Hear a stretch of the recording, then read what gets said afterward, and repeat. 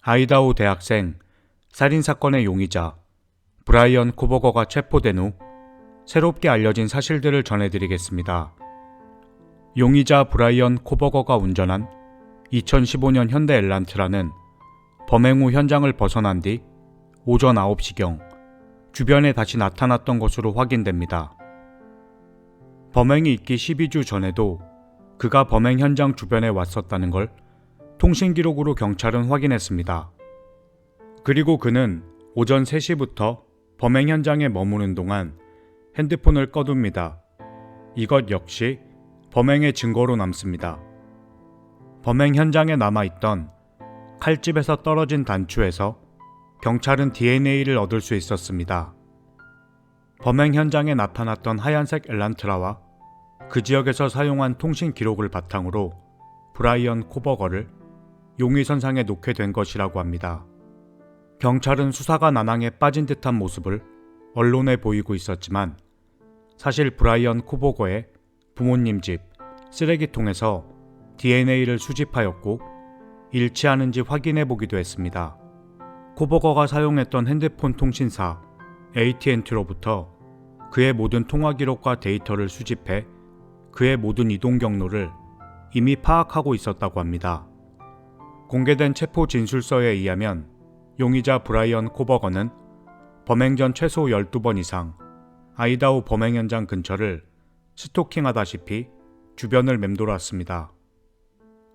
브라이언 코버거의 국선 변호사를 맡고 있는 제이슨 라바 변호사는 코버거의 부모님과 자신 역시 희생자들을 애도하며 그들을 위해 꼭 정의가 실현되길 바라고 있지만 브라이언 코버거의 범행이 입증되기 전까진 그의 결백을 믿겠다라고 말을 하였습니다.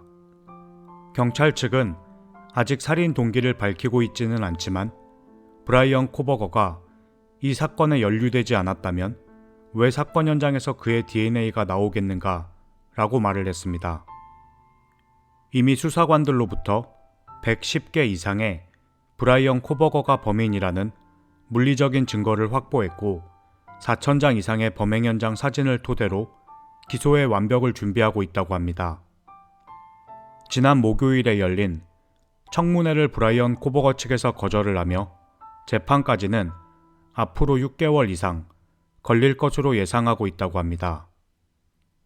6월 26일 모스코 라타 카운티에서 청문회가 열릴 것이고 그때 처음으로 경찰 측이 코버거를 기소할 증거들이 법정에서 제기될 것이라고 합니다.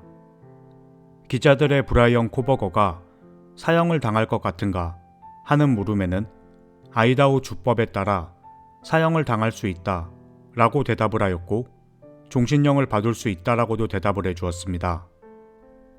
하룻밤 사이 끔찍하게 사랑하는 자녀를 잃은 그들의 부모님들은 종신형을 받게 해서는 안 된다, 사형을 받기를 원하고 있습니다. 그들의 부모님들, 가족의 모습을 볼 수가 있었는데 법이 있지만 정말 이런 경우는 그 벌을 부모님이 대신 내리게 해야 하는 게 맞지 않나 라는 생각이 들었습니다. 그리고 새롭게 밝혀진 마음 아픈 소식은 사건 당일 6명이 그 집에 있었고 2층과 3층에서 희생자들이 나왔고 1층에 있던 2명의 룸메이트는 정말 너무 다행스럽게도 살아남았습니다. 초기 경찰 조사에서는 룸메이트 중 1명의 신고로 사건 현장에 출동을 했고 1층의 2 여성 룸메이트는 범행 당시 잠을 자고 있었던 것으로 알려져 있었습니다. 하지만 새롭게 알려진 사실은 범행을 저지르고 범행 현장을 빠져나가려던 범인은 살아남은 룸메이트 중 1명, 모테슨과 마주쳤습니다. 범인을 마주쳤던 모텐스는 자신의 방으로 돌아가 문을 잠갔고 거의 8시간이 지난 후 경찰에 신고를 합니다. 모텐슨의 진술서에 의하면 케일리가 새벽 4시경 기르는 개와 장난치는 목소리를 들었다고 합니다. 그리고 잠시 후 여기 누가 있는 것 같아 라는 말을 듣고 방문 밖을 잠시 문을 열고 확인합니다. 그리고 사나의 방에서 우는 소리가 들려 다시 방문을 열고 확인을 해봤는데 괜찮아, 내가 도와줄게 라는 말을 들었다고 진술을 했습니다. 그리고 잠시 후 방문 밖을 나갔을 때 검은 옷과 검은 마스크를 쓴 키가 5피트 10 정도 되는 남자를 마주합니다. 그 남자는 모텐슨을 지나쳐 유리 슬라이딩 문 밖으로 걸어 나갔습니다. 모텐슨은 숨을 쉴 수가 없었고 아무것도 못한 채 얼어붙은 듯 그 자리에 서 있다가 방으로 돌아가 문을 잠그고 숨어 있었습니다.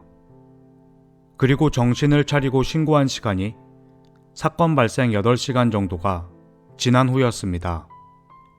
이 사실이 공개가 되자 마녀사냥처럼 말도 되지 않는다. 왜 바로 신고를 하지 않은 것이냐. 심하게는 공범이 아니냐는 등 부정적인 생각으로 모텐슨을 공격하고 비난하는 글들이 쏟아졌습니다. 저도 처음에는 그렇게 생각을 했습니다. 아니 왜 그럼 바로 신고를 하지 않은 거지? 라고 생각을 했는데 모텐슨은 현재 엄청난 용기를 내서 경찰에 범인을 잡기 위한 협조를 하고 있고 정신과 치료를 받고 있다고 합니다. 살아남은 룸메이트를 진료했던 정신과 교수 아킴 마시 박사는 처음 모텐슨은 엄청난 공포와 충격으로 일종의 해리 상태와 다름없었다고 합니다. 너무 큰 충격으로 인해서 무슨 일이 일어난 건지를 전혀 이해를 하지 못하고 있고 스스로를 보호하기 위해 마음을 닫고 있는 상태이며 현실에 돌아오는 순간마다 사건에 협조를 하고 있었다고 합니다. 모든 외상성 쇼크 환자들이 이런 비슷한 증상을 보이는데 한동안은 이런 상황이 지속될 수도 있다고 합니다. 정신과 행동과학 조교인 에밀리 듀윈키는 범인을 마주했던 모텐슨은 현재 일종의 마비 상태와 같다고 합니다. 모텐슨이 범인을 마주치는 순간 자신이 대응할 수도 없고 도망도 칠 수가 없던 그 순간이 얼음처럼 멈춘 상태라고 전했습니다.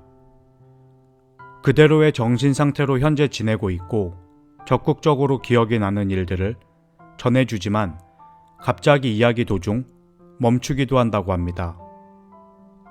보통 사람들은 이런 일을 경험해보지 못하기 때문에 모텐슨의 행동이 이상하다라고 할 수 있지만 인간이 정상적인 영역에서 벗어난 두려운 일, 공포를 경험하게 된다면 보이는 신체적 반응이라고 합니다. 현재 모텐슨은 부모님 집으로 돌아가 안정을 취하고 있는 것으로 알려져 있습니다.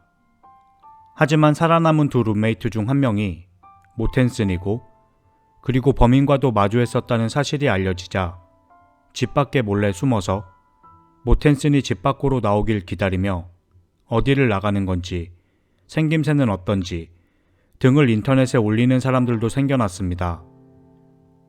희생자의 부모님들은 두 룸메이트 역시 여전히 이 사건의 피해자이며 범인과 마주했던 모텐슨은 죽을 만큼 무서웠을 것이다. 그리고 이들은 여전히 떠나간 친구들을 위해 최선을 다하고 있다며 어떤 방식으로든 더 이상 피해를 받지 않기를 바라고 있습니다. 두 룸메이트가 누구인지는 이미 언론에 공개가 되었습니다. 딜런 모텐슨과 베타니 펑크라는 두 여학생인데 친구들을 잃고 공포와 괴로운 마음에 시달리고 있을 텐데 이 학생들에게도 부디 이 사건으로 인해 더 이상 힘들어하는 일이 생기지 않길 바랍니다. 용의자 브라이언 코버거에 대해 새롭게 알려진 사실은 사건이 일어나기 2주 전 인스타그램을 통해 여자 희생자 중 한 명에게 여러 번의 메시지를 보냈었다는 사실이 밝혀졌습니다. 하지만 서로 팔로우가 된 상태가 아니었기 때문에 희생자는 메시지를 확인하지 않은 것으로 보이고 응답을 받지 못한 것이 범행과 관련이 있는지에 관한 연관성도 조사하고 있습니다. 세상을 떠난 4명의 대학생들을 위한 추도식에서 두 룸메이트가 떠나간 친구들에게 남긴 편지를 목사님이 읽어주었습니다. 모텐슨의 편지 중 일부입니다. 4명의 아름다운 사람을 알게 되어서 내 삶에도 큰 영향을 받았습니다. 내 삶을 바꾸고 나를 행복하게 만들었던 내 사람들. 우리의 삶에서 그들이 함께하지 않는다는 게 어렵겠지만 사나와 이든, 모곤과 케일리는 우리가 행복하게 살아가길 원할 거예요. 그리고 우리가 그들이 살아온 삶을 기억하고 축복해 주길 원할 것입니다. 이렇게 적혀 있었습니다. 오늘 영상을 만들고 있는 18일, 다시 새로운 소식이 한 가지 나왔습니다.